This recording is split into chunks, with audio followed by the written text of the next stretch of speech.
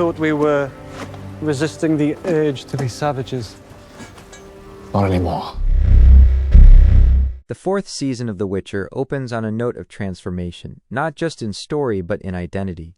The first episode, What Doesn't Kill You Makes You Stronger, wastes no time reminding viewers that the continent has changed, and so have the people we once knew. The opening sequence takes a mythic approach, told through the eyes of a storyteller named Strybog. And that was the tale of the Butcher of Blaviken, who recounts the legend of a girl named Nimue. It feels distant, almost like a campfire tale echoing through time. This scene quietly signals that what follows is already history being told. Our heroes' actions have become myth, their faces immortalized in stories told long after they are gone. It's an elegant way to begin a new chapter and, at the same time, prepare us for the shift in Geralt's appearance and presence. When we meet Geralt of Rivia again, now portrayed by Liam Hemsworth, the difference is immediately noticeable, yet the show smartly leans into that. This is a Geralt who feels heavier, older in spirit, more haunted than before.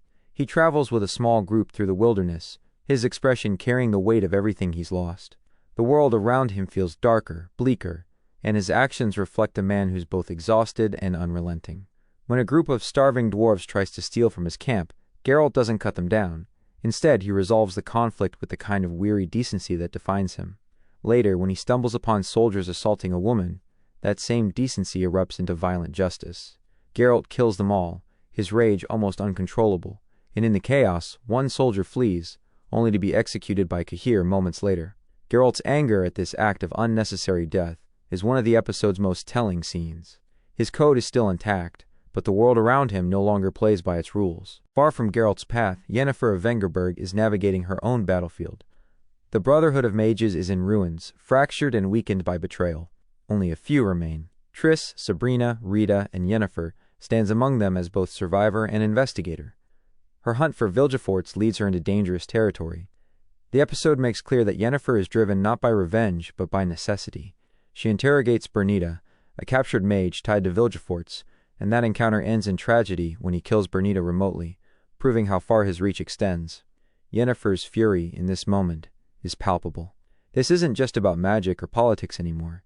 It's about the survival of balance in a world slipping further into chaos. Meanwhile, Ciri walks an entirely different path.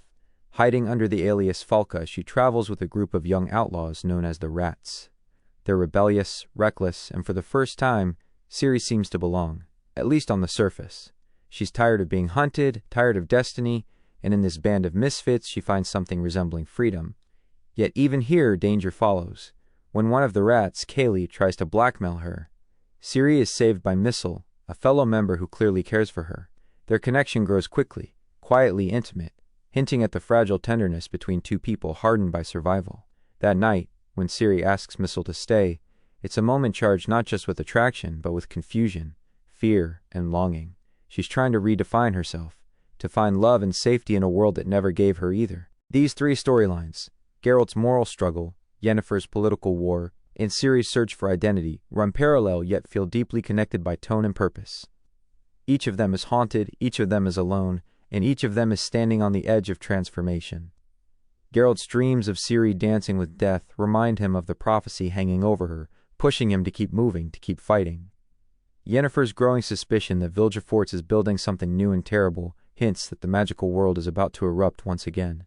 And Ciri's decision to stop running north, to stay with Missile and the Rats, shows that she's no longer the lost princess of Cintra. She's someone else now, someone uncertain, dangerous, and still heartbreakingly human. Thematically, the episode thrives on change and identity.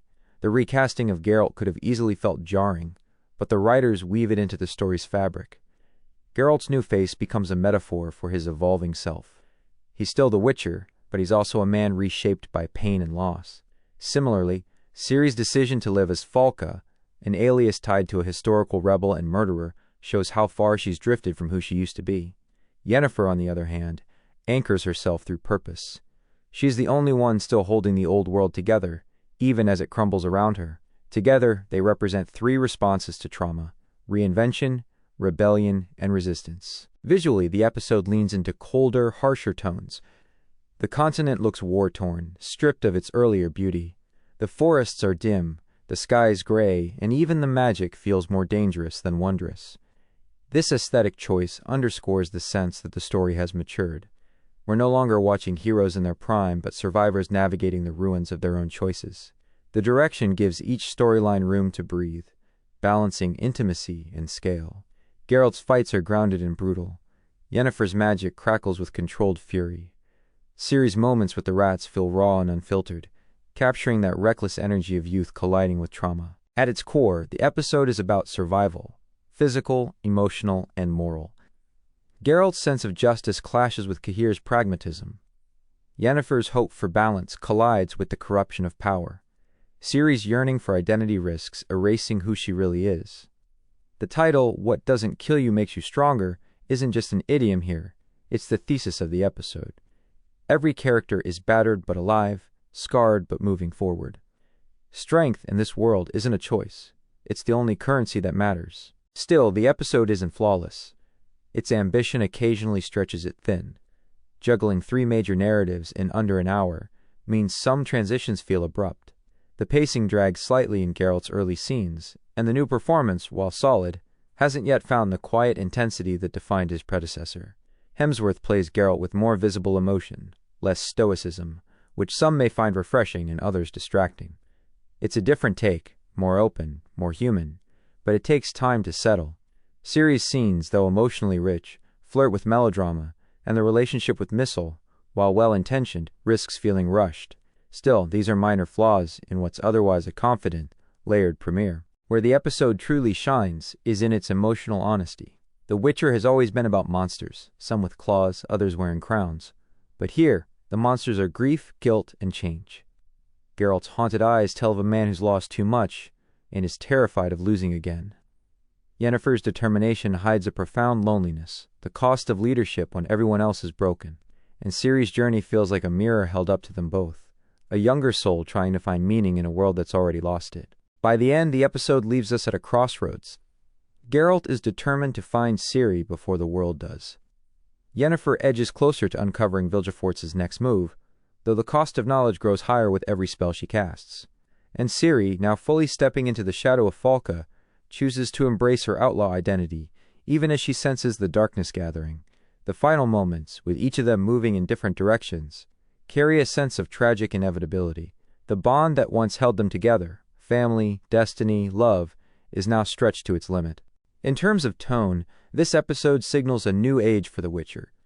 It's less about monster hunting and more about legacy. The focus has shifted from external threats to internal decay. The war for the continent may rage on, but the real battle is happening inside these characters. The mythic framing at the beginning isn't just storytelling flair. It's foreshadowing. These people are becoming legends, but legends are often born from suffering. What we're watching isn't just a continuation. It's a transformation. As a season opener, What Doesn't Kill You Makes You Stronger accomplishes exactly what it needs to.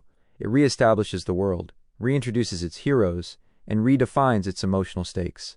It's not perfect, but it's purposeful. There's a confidence in how it handles change, a quiet acknowledgement that nothing stays the same, not even The Witcher himself. For longtime fans, it offers reassurance that the spirit of the series remains intact, a grim fairy tale about destiny, humanity, and the fragile line between monster and man.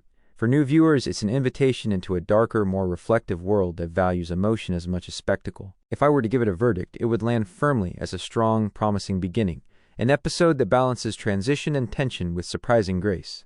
It feels like a show rediscovering itself, peeling away the layers of old expectations to reveal something raw and uncertain underneath.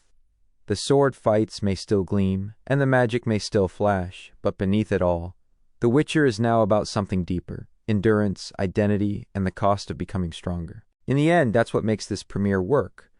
It's not just about who these characters are, but who they're becoming. It's a story about survival through change, about finding purpose in loss, and about learning that sometimes strength isn't forged in victory, but in the quiet act of carrying on. And as the screen fades to black, the message is clear. The continent may be burning, but its heroes are far from done.